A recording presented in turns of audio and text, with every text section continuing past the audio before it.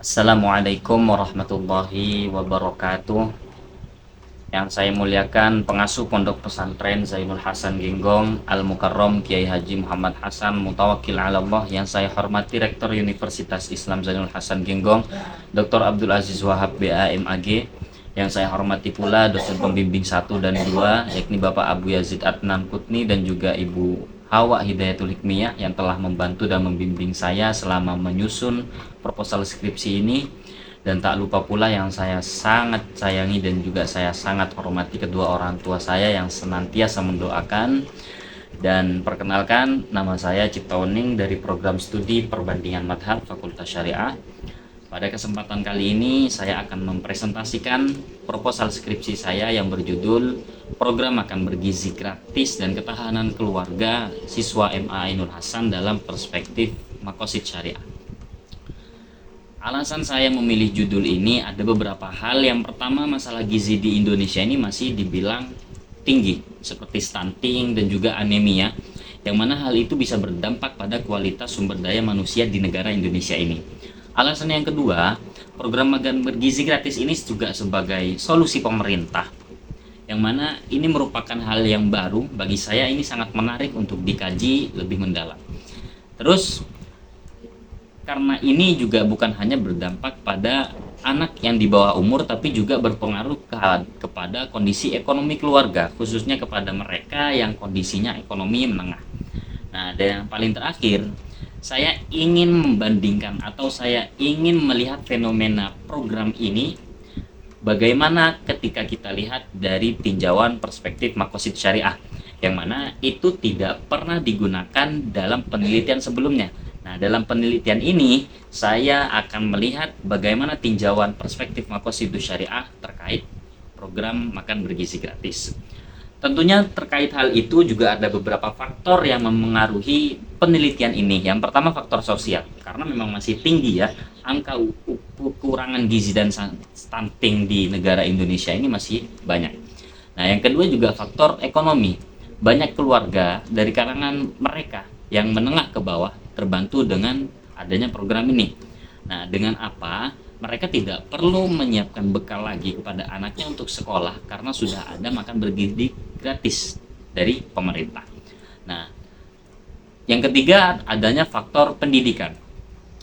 Dengan adanya program ini, gizi seorang siswa itu semakin membaik. Dengan gizi yang membaik itu dapat meningkatkan konsentrasi dan juga prestasi belajar siswa.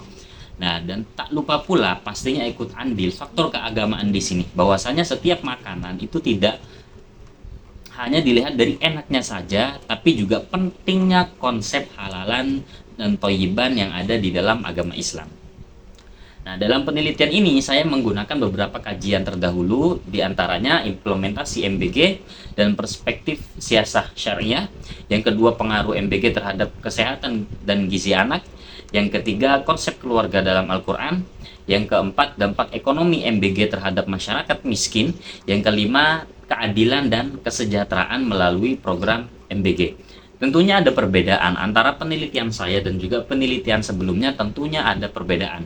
Nah, perbedaannya kalau penelitian saya itu fokus pada ketahanan keluarga dari sisi kesehatan dan juga ekonomi. Dan juga penelitian ini menggunakan pendekatan maqasidus syariah perspektif Yasir Auda. Seperti itu. Nah, dan yang lebih spesifik lagi, lokasi yang saya tempati untuk penelitian ini merupakan sebuah lokasi yang berbasis pesantren.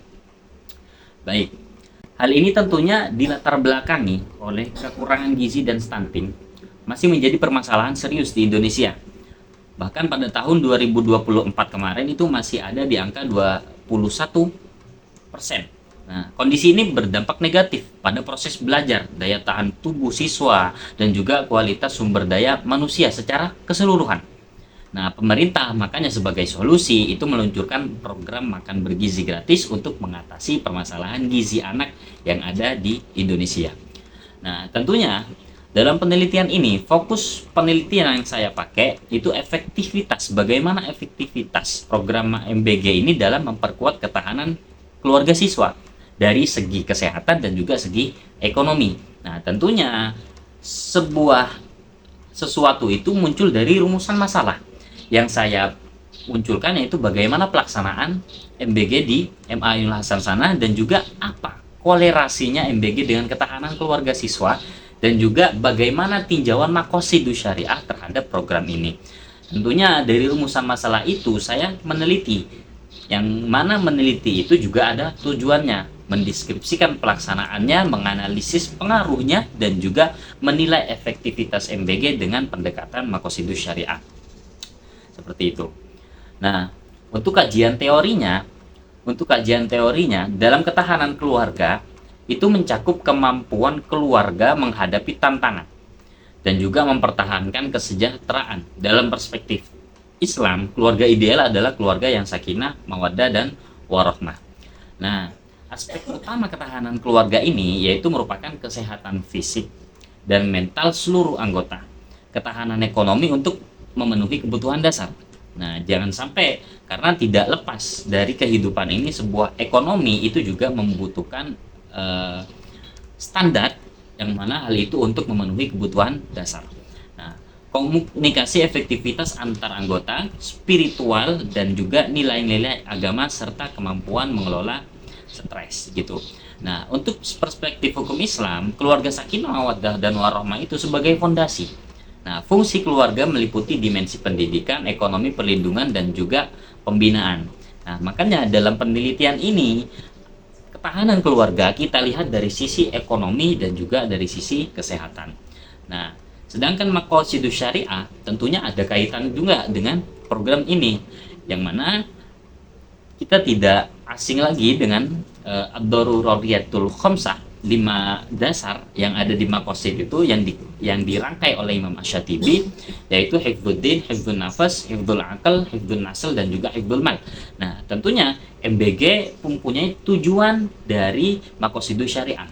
Nah, dalam penelitian ini saya menggunakan lagi pendekatan sistematik dari Jasir Auda, yang mana sistem Jasir Auda ini bukan hanya mengembangkan 5 kebutuhan dasar itu, tapi juga mengembangkan pendekatan dinamis dengan 6 fitur, yaitu kognisi, keterhubungan, hierarki, multidimensi, keterbukaan, dan juga tujuan atau orientasi masalah. Nah, tentunya tadi harus sesuai dengan rumusan masalah yang saya gunakan adalah relevansi MBG dengan Maqasidus Syariah. Tentunya ini ada relevansinya juga. Nah, relevansinya dengan Maqasidus Syariah yaitu hifdzun nafas dan juga hifdzun nasl, yang mana memenuhi kebutuhan gizi anak untuk menjaga kesehatan jiwa dan raga itu merupakan konsep hifdzun nafas. Nah, ada juga memasuki hifdzun nasl, yaitu mencegah stunting. Makanya program MBG pula ditujukan kepada ibu-ibu hamil, karena tadi tujuannya untuk mencegah stunting. Nah, di sini juga ada relevansinya dengan hifdzul mal, hifdzul aql, dan hifdzuddin, yang mana kalau kaitannya dengan hifdzul mal itu bisa yang mana memang benar-benar program MBG ini mengurangi beban ekonomi keluarga, khususnya bagi mereka ya yang ada di kelas menengah ke bawah. Nah, hifdzul aql dan juga hifdzuddin itu juga merupakan sebuah konsep yang ada dalam program MBG ini.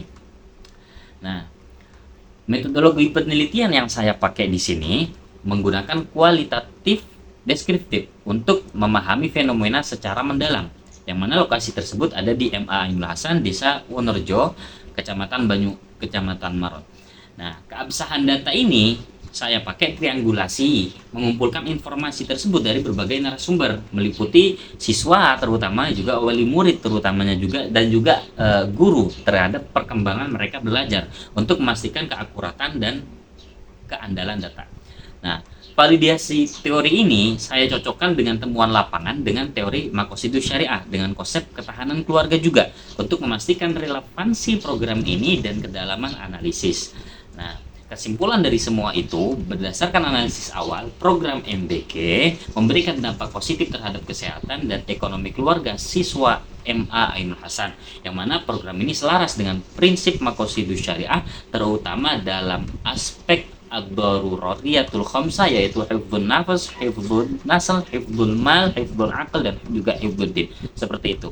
Nah, mungkin sampai situ saja saya presentasi, kurang lebihnya mohon maaf. Wassalamualaikum warahmatullahi wabarakatuh.